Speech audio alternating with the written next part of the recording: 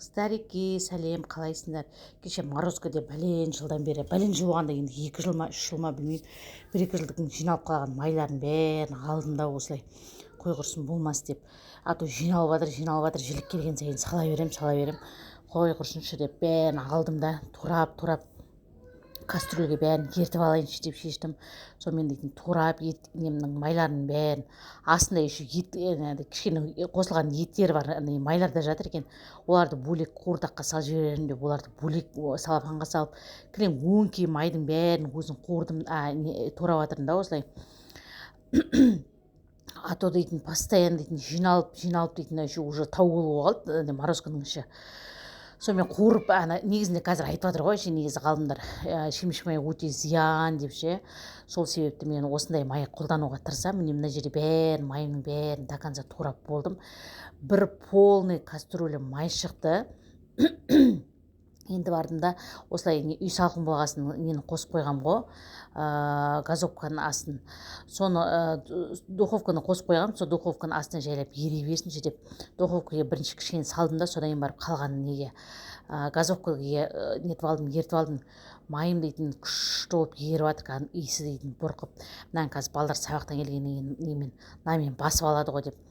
Соған еріп болғаннан кейін ситаны алдым да, екінші кастрюльге ситаны қойдым да, мана еріп жатырған майым бар ғой, соны құйып алдым. Соны құйып қатырып ала бұйырса таңертең Морозкоге салып тастайтын боламын. Сосын тамақ пісіргенде сол майды үнемі пайдаланамын. Себебі шемшік май өте зиян екен. Сосын гхи дейтін майы бар, солын да мен жасап қоямын. Гхи дейтін май, обычный сармайды нетіп қоясыңдар, ертіп тортасынан айырып ертіп қоясың, сол гхи май. Міне майымды құйып алдым осылай. Таңертең тұрсам майым дейтін сақылдап қатып тұр екен. Сенеге шығарып қойдым. Енді соны 2 салафан әкелдім, екеуіне бөліп салып қояйын деп шештім. Ортасынан 4-ке бөлдім майды. Анау дейтін түспейді ғой, кәдімгі алынбай жатыр ғой мына жерде. Мен енді істеймін, сосын төңкеріп қарайыншы, төңкерсем может алынатын болар деп. Төңкерсем онда да алынбайды. Жан-жағында қоқымдары бәрі шашылып жатыр.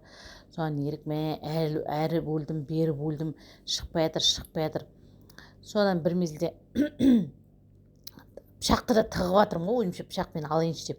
Пышақпен де алынбайды, мынау не болып кетті деп, сонымен әрі әурелеп, бері әурелеп, әйтеуір дегенде бір мезгілде алдым ау. Қалғанымды көрсетемін сендерге. Қалай алды дейсіңдер ғой. Өшім дейтін қолымды бәрін тықтым да неге бір бұрышынан ұстап алдым да, әйтеуір бірден алып шығардым ғой. Соны салафандарға бөліп тамаққа дайын тұрсын деп морозильникке салып тастадым. Қыздар, осылай үнемі жасап жүріңдер. Шемшік май өте зиян. Негізі мен бауырсақты көп деп пісірмеймін, бірақ пісірген кезде амал жоқ, астын бәрін, бауырсақтың бәрін майын әбден сорғызып, солай балдарға солай берем. Майын әбден қағазға сорықтырып. Енді мен үнемі осы майды пайдаланатын боламын, қыздар. Сіздерге де осылай кеңес беремін, осылай малдың майын пайдалануға. Себебі күнбағыс майы өте зиян деп ғалымдар дәлелдеген.